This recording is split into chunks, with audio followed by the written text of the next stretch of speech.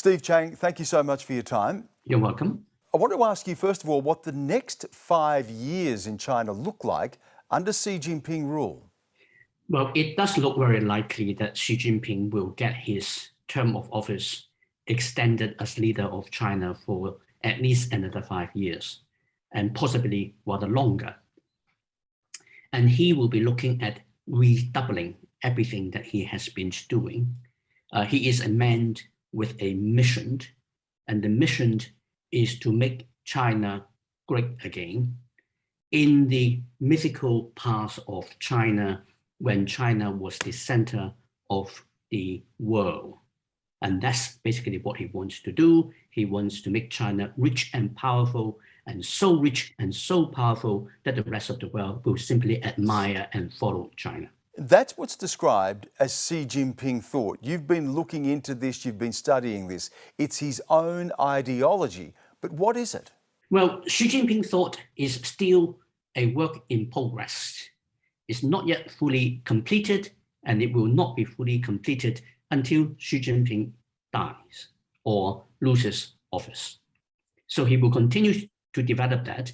It is not quite a full ideology yet, but he intends it to become the state ideology of China in place of just old-fashioned socialism with Chinese characteristics. There is some element of socialism in it, but not the classic Marxist socialism. He does not, for example, believe in from home according to his ability and to home according to his needs. But he does want to reduce the scale of inequality in society.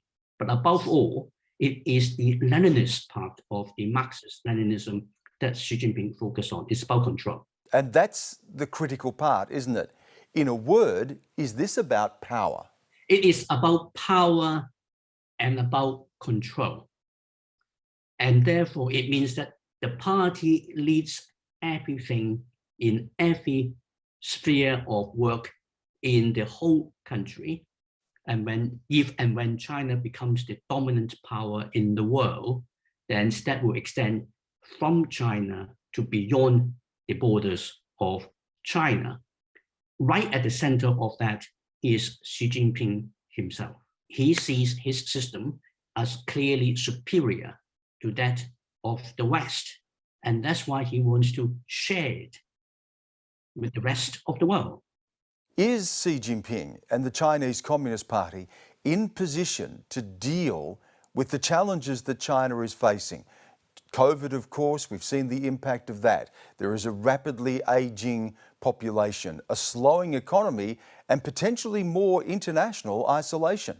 Well, the Communist Party before Xi Jinping was in a sense, in a better position to deal with that kind of challenges than the Communist Party under Xi Jinping. Now, that is exactly the opposite of the narrative prevailing in China at the moment. Now, why do I say what I said? It's because before Xi Jinping, the Communist Party operated under collective leadership with ever-increasing scope of internal debates at the senior levels, which enabled the party to avoid a lot of the mistakes that could have been made.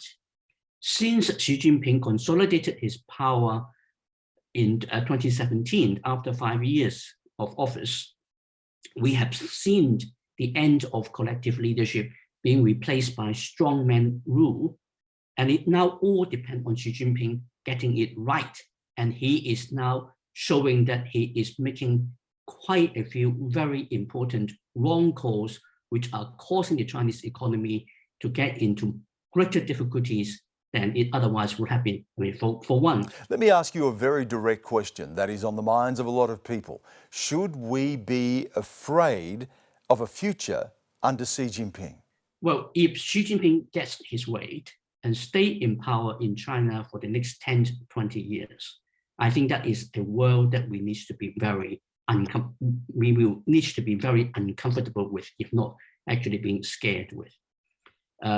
My study of Xi Jinping thought would suggest that what Xi Jinping would like to create in China is to create one strong, powerful country with one united people sharing the same thought, guided by one ideology, which is Xi Jinping thought, governed by one party, that is the Communist Party, with one leader, Xi Jinping, in the lead.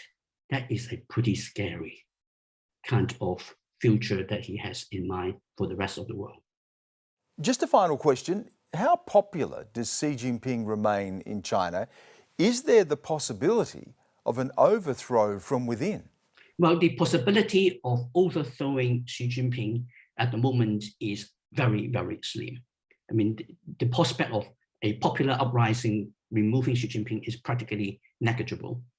And the prospect of an internal party efforts to get rid of him, some kind of a coup, is also very, very low because of the kind of mechanism put in place for controlling the top level leadership. As to the popularity of Xi Jinping, allow me to answer it in two parts. Until a year ago, I would say without qualification that Xi Jinping was very, very, very popular in the country as a whole, much more than inside the Communist Party itself. And if he had fair and open elections, he would win with a landslide. Today, with the effect of the zero COVID policy, I think we are seeing much more discontent within the Chinese population who were affected by the zero COVID policy in terms of how they feel about the leadership. But since we are not allowed to actually access public opinion in China in an open and scholarly way, we can't know how much impact it has. But that level of support I would expect to have fallen a bit, but I would still say that Xi Jinping is still popular in the country, and perhaps still more popular in the country than in the Communist Party itself. Steve Chang, again, thank you for your time. Thank you.